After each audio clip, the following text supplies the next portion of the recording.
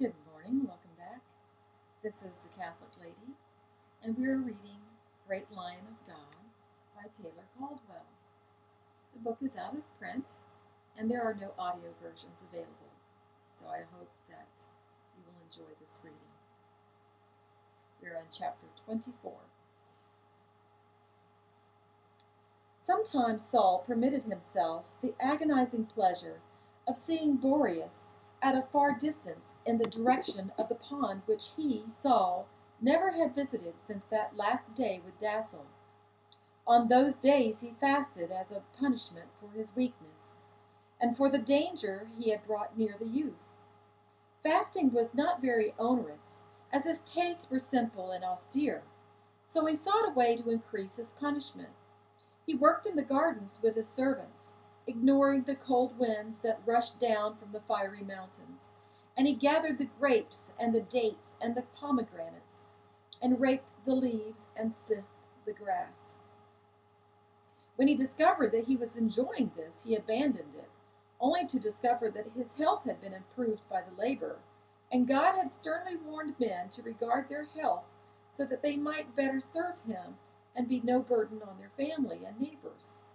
So he returned to the labor, by nature a man of action, as well as a man of mind.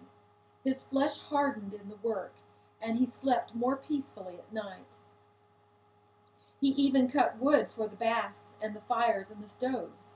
The servants shook their heads, but admired his skill and endurance. He was like one, they said among themselves, who was training for the great games. He even learned to ride a horse, and would often gallop down a lonely Roman road with a cry of exuberance. For a brief while his youth returned to him, his early youth. He discovered appetite and the comfort one could take in cold goat's milk, and cheese, and fresh chilled water, and good warm bread, and fruit, and fish, and roasted lamb.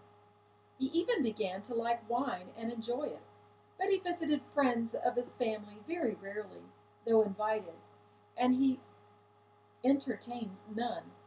However, he would greet Aristo with real affection, and feel an emptiness when the prospering Greek, who had now entered 2 fine horses for the races, and had his own charioteer, and was investing in ships, returned to his house. Saul bin Hillel pursues his God as Cadmus sought his sister Europa, Aristo said to his wife, and she replied with that bland and lovely stupid smile of hers, and with a little success, thus again delighting her husband. He will never build a Thebes, said Iantha.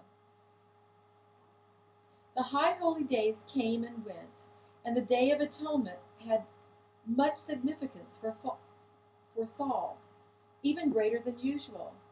Overcome with emotion in the synagogue, he beat his forehead on the stone floor and prayed, "Hearken to my anguish, Lord, that I may know your will for me and may follow it, rejoicing without sin, without repining, and only with joy." For the first time in his life, as he rose, the tears on his cheeks, he felt that God had not only heard him, but that he had opened his lips and was about to speak, and that his countenance had become faintly benign. It was a matter now only of the hour. Then the snow wreathed the scarlet and distorted shapes of the mountains, and the wind was icy, and the rain came to the valley in long gray spears of slashing water.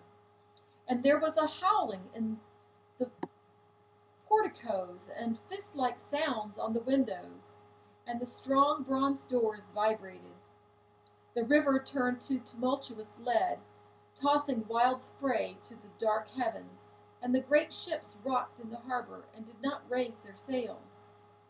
Sometimes in the mornings there would be hoarfrost on the ground, in the stalks of the dead grass, and on the branches of the trees, and the orange rising sun would make it sparkle and dazzle the eye. Then it would lift in a mist and be gone, and the air would have a clear resonance, so that the voices of far distant shepherds could be heard sharply across field and meadow, and the atmosphere seemed permeated with tiny points of whirling light. The red-legged storks flew over Tarsus, and there were noisy clouds of other birds migrating, and the winter was on the land. A mysterious dream-like peace came to Saul. He knew he must wait, that the hour was almost at hand. He was not forgotten. He had never attended any of the Roman games, but he had heard of them from Aristo, who had once told him that in every chariot race there was another charioteer waiting, so that when the first was thrown from the vehicle, the other would take his place. He felt like the waiting charioteer, impatient for the race, for the victory, for the prize. Somewhere the first charioteer had fallen, or it was about to fall, and Saul would be called. Then the first pink almond blossoms appeared, and Saul, like one amazed, saw that the spring was on the earth again, and the sound of the turtle was heard in the land. The weeks had gone, and he had not noticed their passing. He received a letter from his sister Sephora, pleading with him to return to Jerusalem for the Passover, for the Seder, which was almost at hand. If he hastened, she wrote, he would be in time. Why did he linger in Tarsus? His business was concluded. His family in Jerusalem yearned to embrace him. He walked in his gardens and saw the deepening blue sky, the blue pond, the freshening grass, the brightening and flowering trees, and the smell of the holy and fecund earth. His heart lifted like that of a warrior who hears a trumpet note, and he cried aloud with joyful impatience, "Yes, yes, Lord, speak!" Sometimes he found himself trembling. Life flushed into his veins. Passion made his spirit soar. He said to Reb Isaac, "I will soon hear the call." And Reb Isaac said to him with his tired seamed smile, "Recall what the people said to Moses. Let not God speak to us, lest we die. But you, Rabbi, have heard him speak often in your soul." The rabbi gazed at him a moment and then muttered, "But not as he will speak to you, unfortunate or blessed man." Saul accepted Reb Isaac's invitation to dine at his house on the occasion of the first Seder, and one morning Saul awakened to the knowledge that at sunset the feast of the Passover would be held, that most holy day commemorating the Passover by the angels of wrath who had preserved the children of Israel in their captivity in Egypt. Before the feast, they would go to the synagogue, and then the Jewish families of Tarsus would gather at their own tables in their houses and solemnly recount the awesome occasion of the first Passover. And the grandfathers would look at their grandsons and would retell the wondrous tale. And there would be rejoicing and the finest fruits of the season, and wine and laughter and lighted candles, and fathers would give thanks that they had fine sons and beautiful daughters and gracious wives.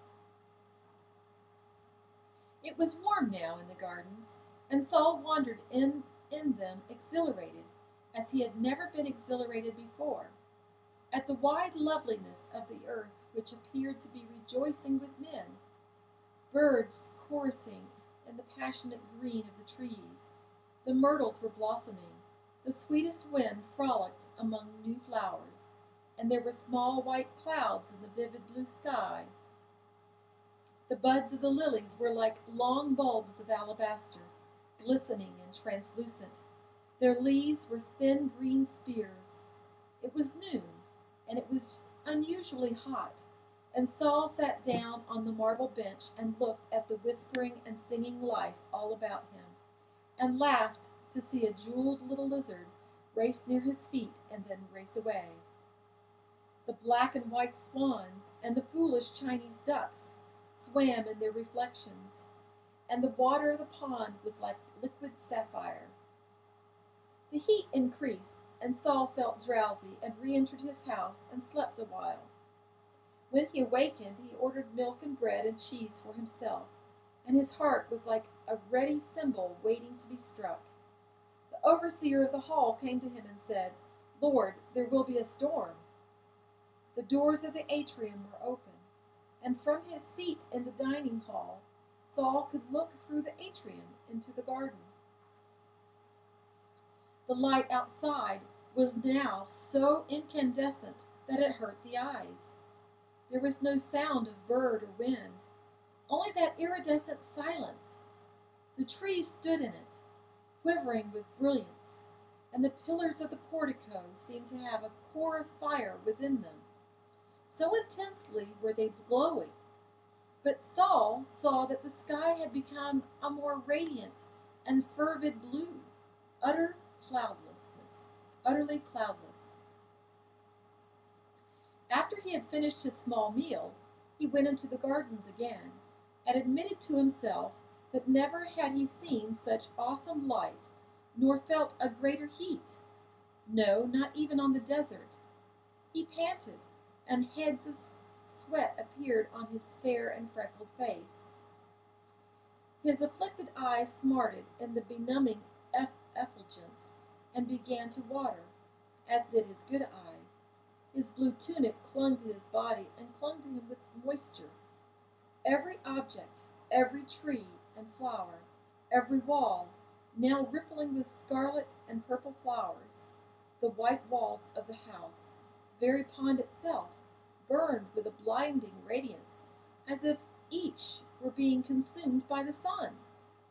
A very holocaust of flaming scintillation hovered over all things, appeared to emanate even from the pebbles of the path, and the heat mounted. But there was no cloud, no rushing wind, no sign of any storm. Saul looked at the red mountains. Surely they were raging as if being devoured by eternal furnaces. Saul could not look at them long. He walked to the road where he could see the valley and the river. The scurrying water was so bright that he had to shut his eyes.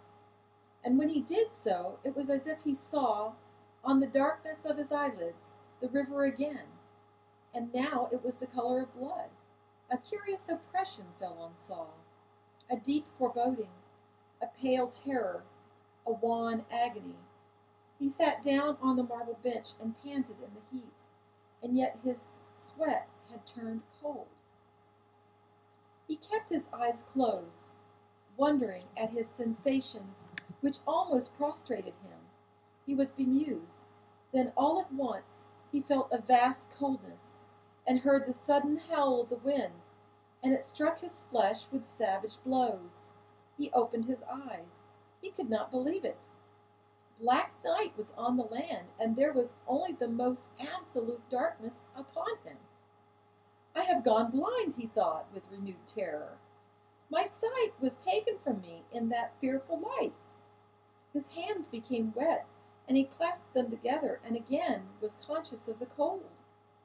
I cannot live as if I am blind, he thought.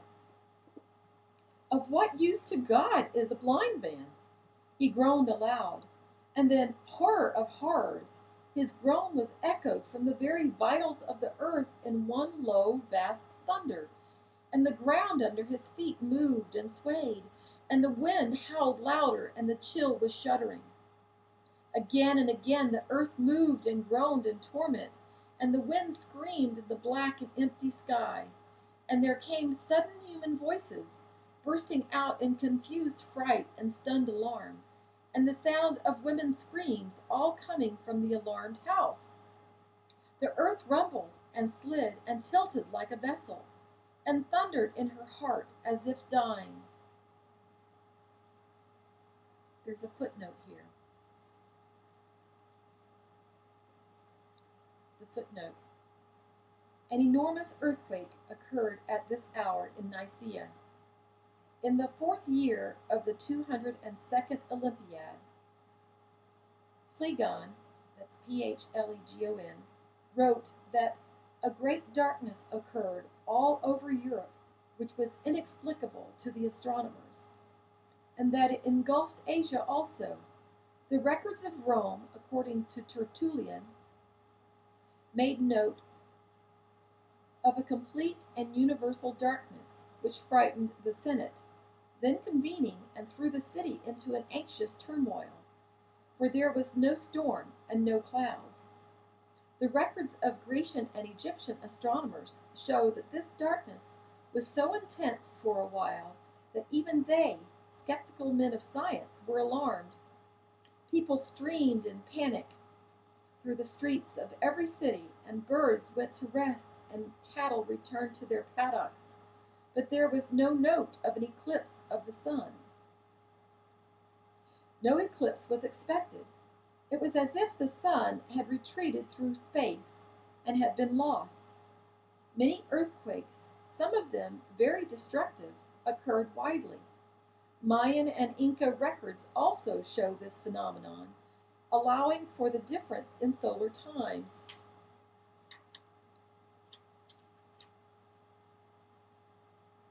And that's the end of the footnote. Continuing. Saul, unable to move now, understood that he had not gone blind, for he heard the cries for light, light, light the lamps for his house, and he let his pent breath leave his lips slowly, and held to the bench lest he be thrown from it in the heaving of the earth. He thought to himself, "This is the terrible day of the Lord which Joel prophesied."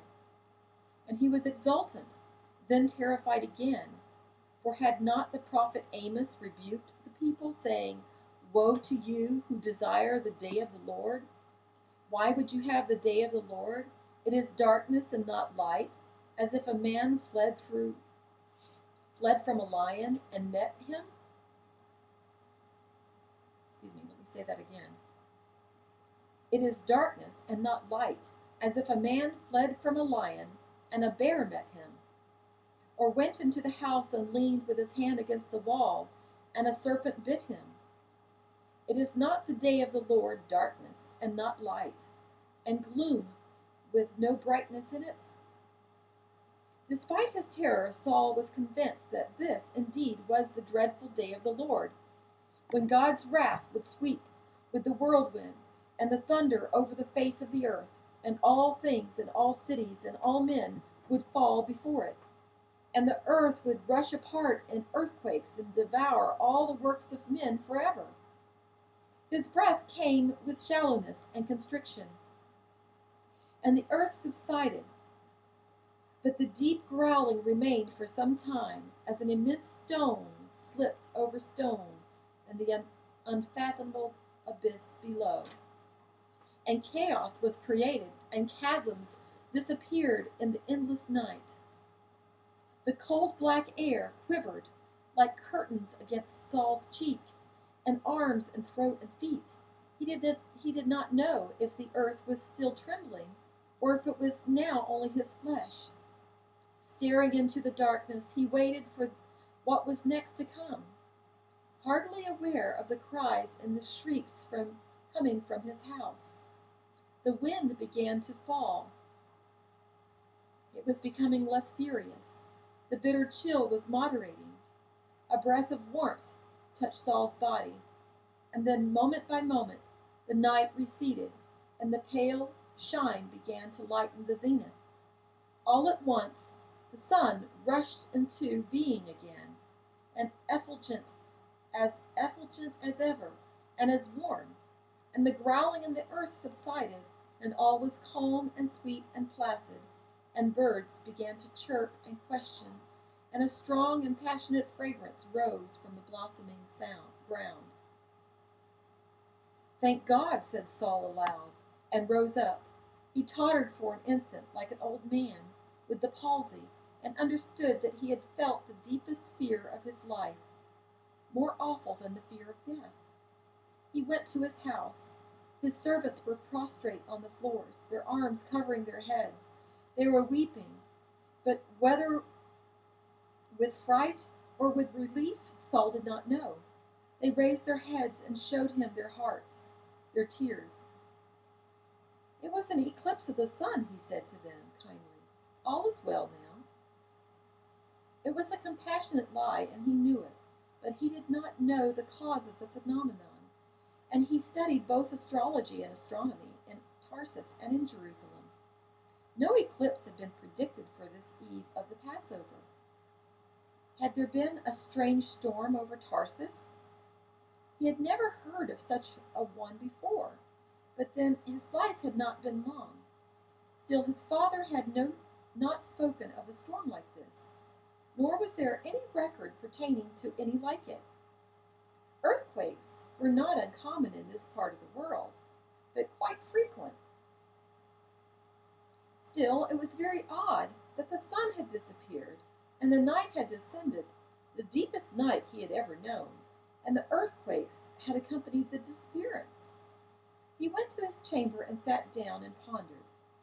Had the phenomenon been observed all over the world? He would write to Jerusalem at once. When it came to him that something fearful, something dire, perhaps, had happened in the world, something inexplicable, something of calamity and terribleness, and God had uttered a word, and the firmament had been shaken, and the foundations of eternity had trembled, and the world had been convulsed. Saul pressed the palms of his hands together and shivered. He decided not to delay in going to Reb Isaac's house, and then to the synagogue, though it was far from sunset. It was still only the middle of the afternoon. He dressed himself in a white tunic, the best he possessed, with an embroidery of gold at the throat, a gift of his sister, who deplored his usual raiment. Over this he threw a brown toga, if not so fine a material as the tunic, and put on his new sandals. He called a quaking servant for the small chariot, and drove away to the house of Reb Isaac. The fields and the streams of the valley basked in the gentlest light, but Saul saw streams of the valley. The fields and the streams of the valley basked in the gentlest light, but Saul saw disturbed groups gathered in the porticos of houses he passed, and standing on the grass, discussing vehemently.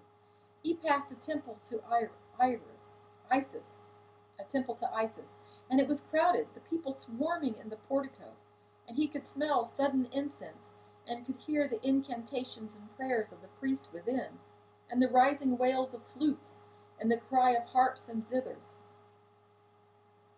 The house of Reb Isaac was calm, but the old rabbi was very pale, and his hands had a tremor.